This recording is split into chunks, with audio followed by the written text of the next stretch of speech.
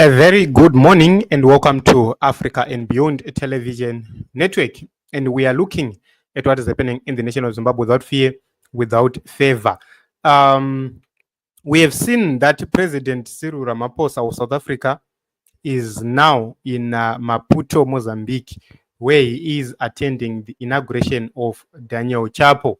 Initially, South African government had announced that they were sending the Minister of Foreign Affairs, or what they call DICO, but the presidency of South Africa have announced that President Cyril Ramaphosa has arrived in Maputo today to attend the inauguration of the president-elect of Mozambique, His Excellency Daniel Chapo, following the presidential, legislative, and provincial elections which were held on 9 October 2024. This is what is happening at this point in time, and Cyril Ramaphosa is already there, and they are having quality time. I believe that he is the only head of state who attended. We will be watching, or we will be looking further to see who actually attended this inauguration. But Cyril Ramaphosa is there. Remember, he was one of the few who also attended Zimbabwean inauguration again. I think Cyril Ramaphosa and the Mozambique president, they were the two presidents who were here in Zimbabwe in 2023. So South Africa is becoming a regional problem because pane chaos. Where there is chaos, you find South Africa validating whatever which will be happening in that country. So it's very, very painful for the people of Mozambique because we have more than 200 people confirmed dead since October.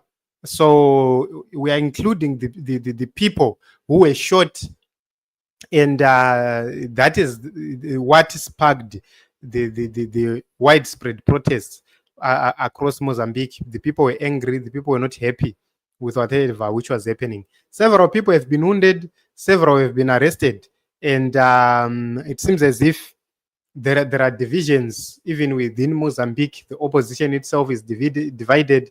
The political parties are in support of Frelimo, and only Venancio Mondlane was an independent candidate, is on his own.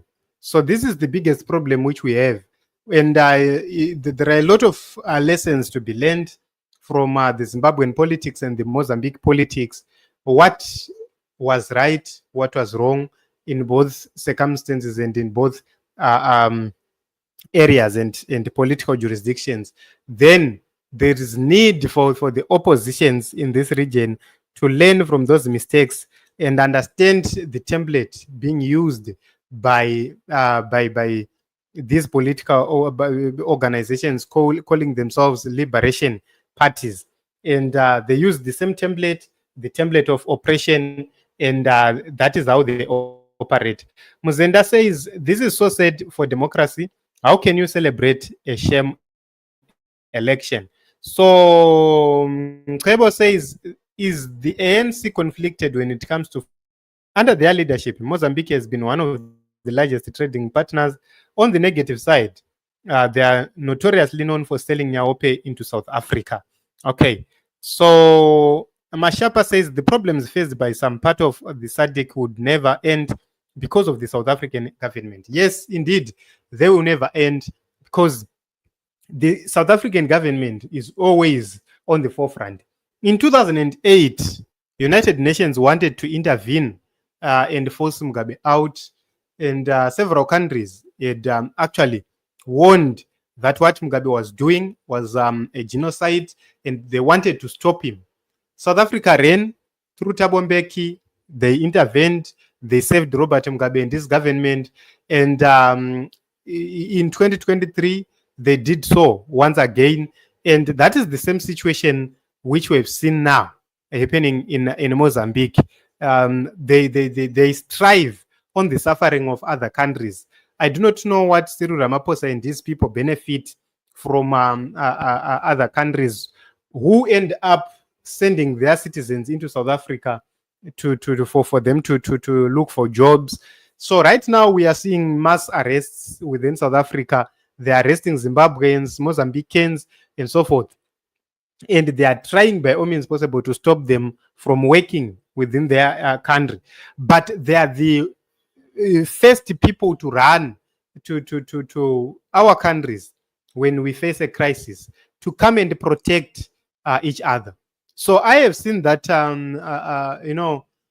SADC had said that they were not going to be here because of the behavior of Filipe Nyusi. He refused to let the SADC elders to get into Mozambique.